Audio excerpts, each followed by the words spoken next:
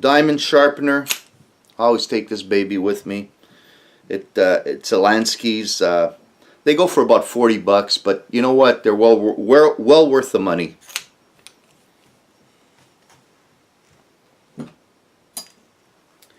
Titanium spork.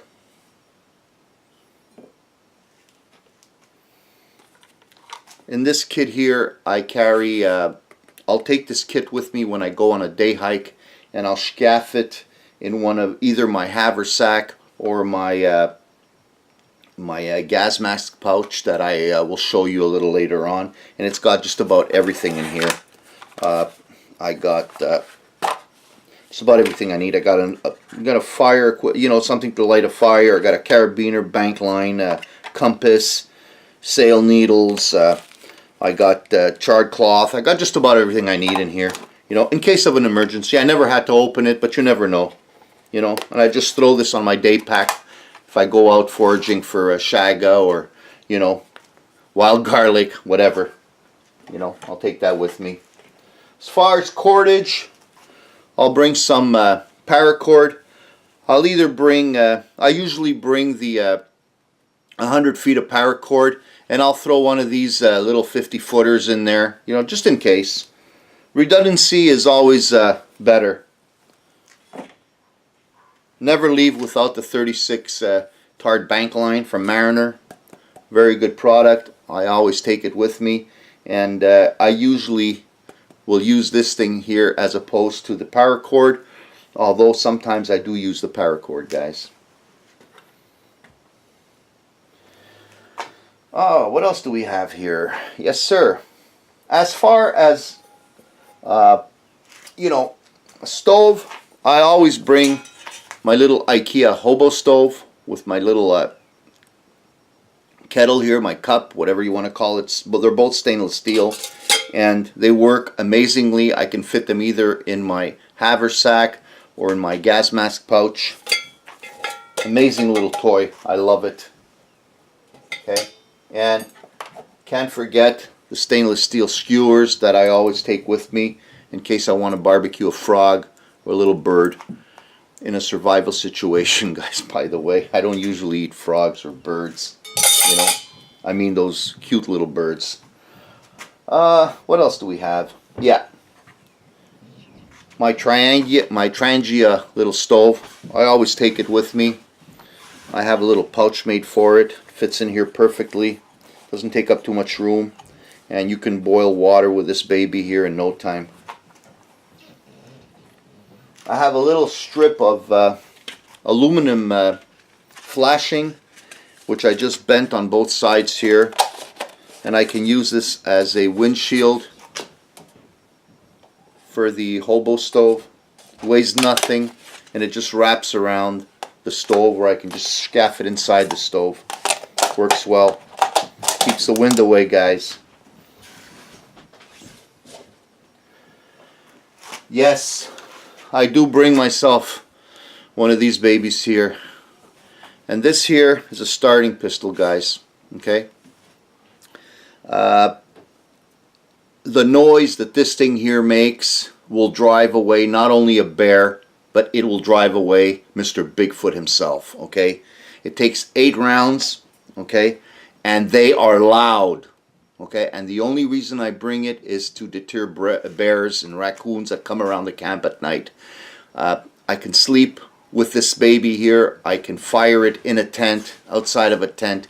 It makes a hell of a lot of noise, and it does scare the animals away. Might scare the living hell out of your partner at night when he's sleeping, but you know what?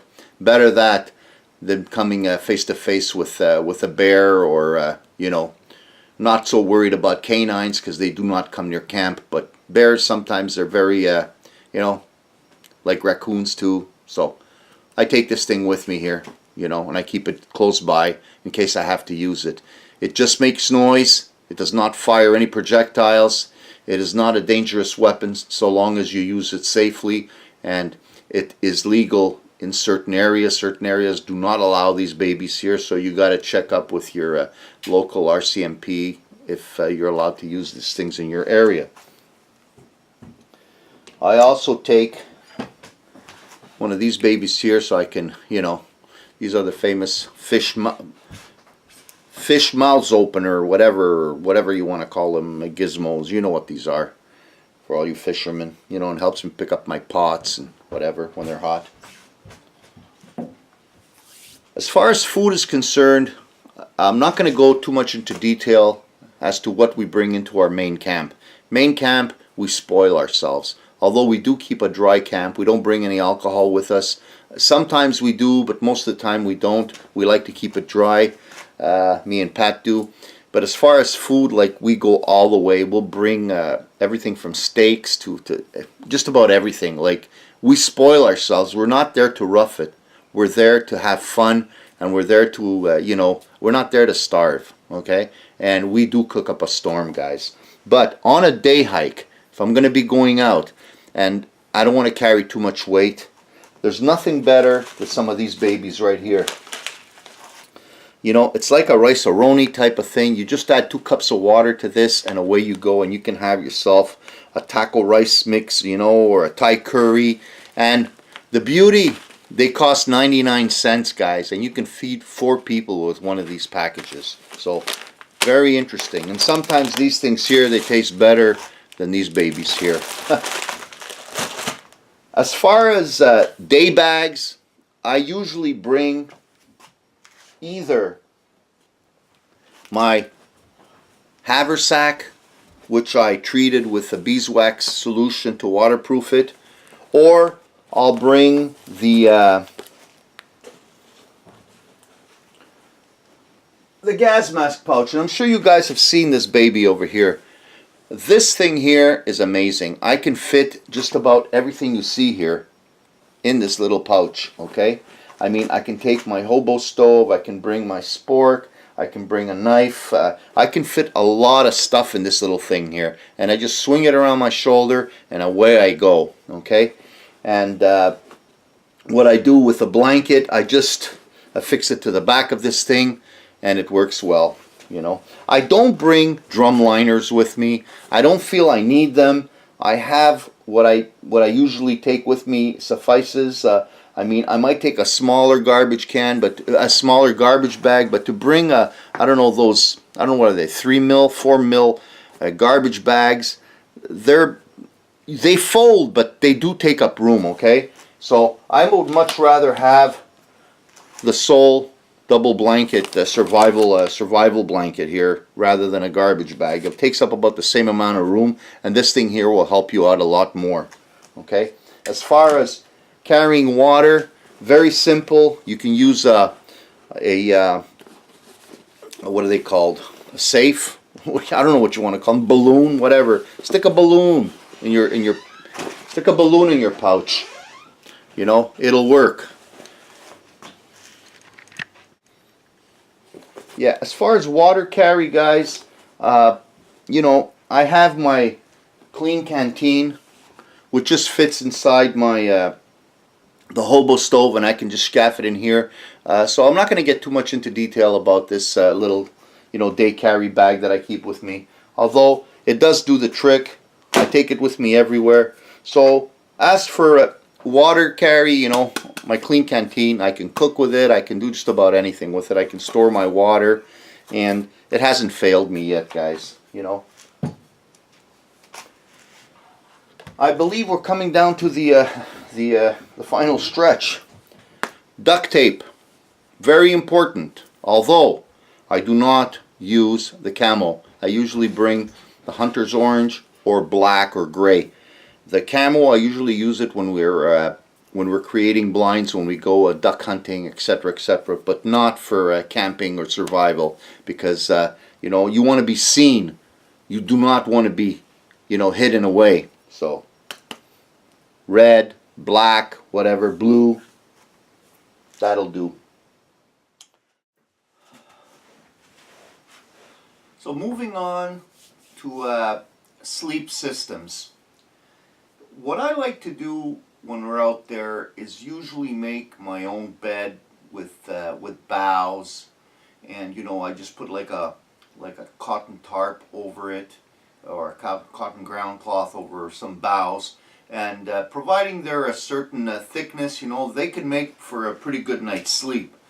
Although other times when my back gives way, I have to say that the hammocks are probably the best sleep systems that I've ever experienced. In my personal case, I have issue with hammocks because like some of you know, I'm a diabetic and I have to get up during the night maybe 5-6 times. So like depending where your hammock is positioned and what the ground is like, and it could be a pain in the neck sometimes to get in and out of a hammock. Although I have to say, it is the most comfortable sleep system that you will ever experience next to a $2,000 bed, mattress, okay, whatever.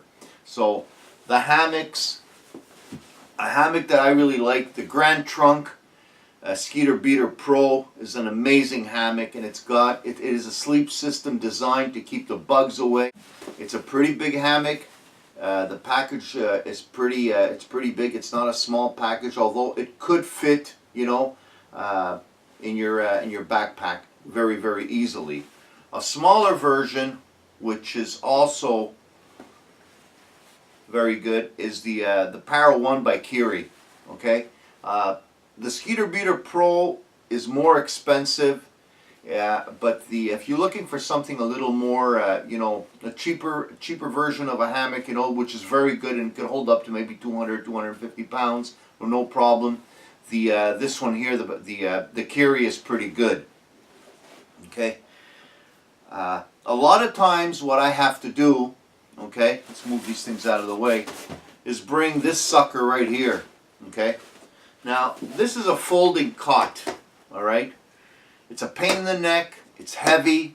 It feels out of place in a rustic environment, But if you're like me, who has back problems, sometimes this thing here is a necessity. So you have to, you have to go with it. You have to walk with that extra, maybe 10-pound load. But at least at the end of the night, you're going to have a pretty good night's sleep.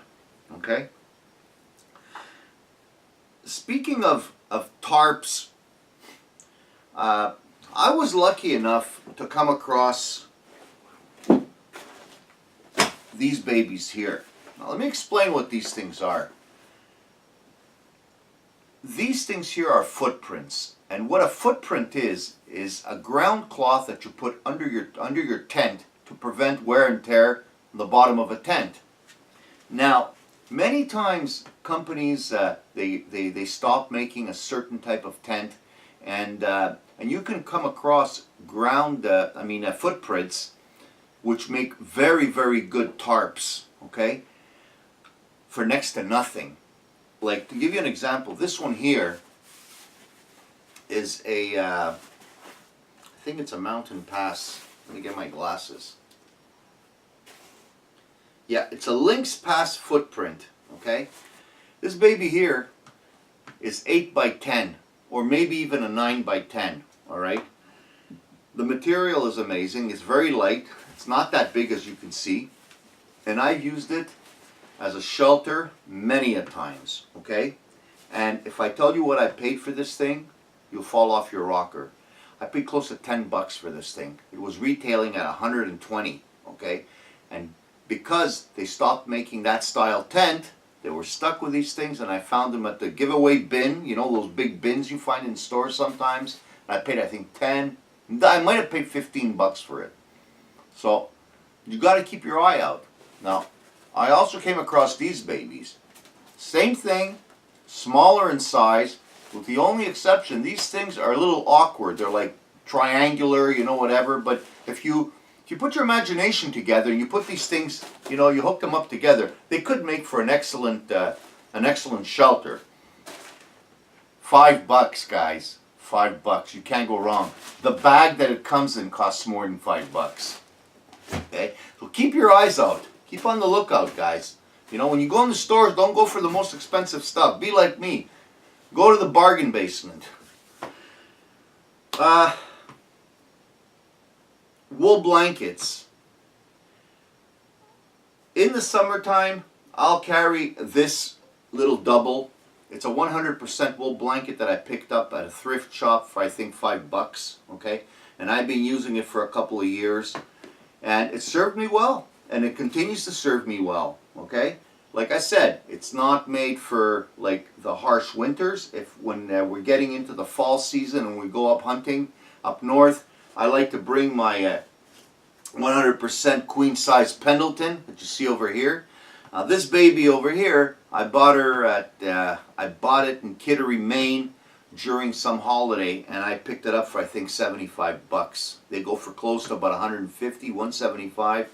I got like $100 off. It's a queen size, it's 100% wool, and she is warm, trust me. So for those cold winter nights, I'll use a Pendleton, and for the spring, summer, I'll go with a lighter type of wool blanket. I love wool. What can I tell you? Sleeping bags, I use them, but I'll never sleep in a sleeping bag. I might cover myself with one, but I will not sleep in a sleeping bag. I don't like the feeling. It feels like I'm not claustrophobic, but I just don't like zippering and unzippering, and you're waking up in the morning and the top of the tent is all the way down to your crotch. I mean, that's not that's not a definition of a good night's sleep for me. Wool blanket, a good set of boughs will do the trick. And take away the boredom, if your friend doesn't have nice, good jokes to crack, I bring a couple of books, survival, or I'm trying to finish this one here that Pat gave me from André-François Bourbeau. And I do read French, although when I start reading, I get so tired because I'm reading in French and I'm thinking in English, and I fall asleep within 10 minutes. So I believe I have this book for close to 6 months, and I've read all but 40 pages of it. So you could understand. But yes, I do bring books with me, and it just takes away the humdrum in the late at night. So anyway, guys, this is going to be the end of this video. I thank you for being with me again. I hope I wasn't too boring. I hope you guys learned something. And if there's anything in specific that you want to know with respect to any of the pieces of kit that you saw in this video, please feel free to leave a comment, and I'll get back to you guys with either a video or a comment, but I will respond to your comments and answer any of your questions. So thanks again, guys. Have a great summer. Be good out there. Be very careful. God bless you, and don't forget, leave no trace, guys. I'll see you all in the next vid. So long.